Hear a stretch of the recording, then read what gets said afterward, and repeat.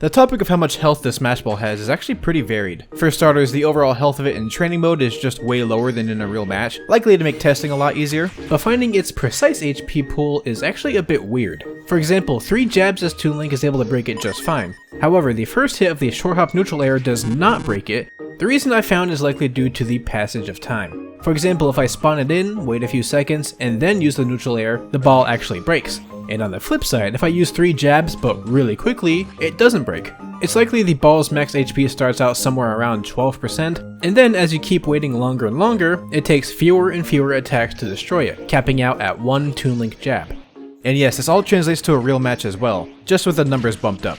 The starting HP is somewhere around 35 to 40% or so, with it more practically taking around 25% to break over time. But another fact that makes things difficult to measure is how there's also an underdog system to the item. Basically, anyone in last place has an easier time breaking it, and anyone in the lead has a harder time. Getting exact numbers was already really difficult due to that decay factor, but this additional element just throws a whole other wrench into the process. So if nothing else, the takeaway should be that it gets weaker the longer it's out for, and if you're in the lead, expect to have to put up a good fight to break it. And if you're not in the lead, then yeah, it's pretty easy.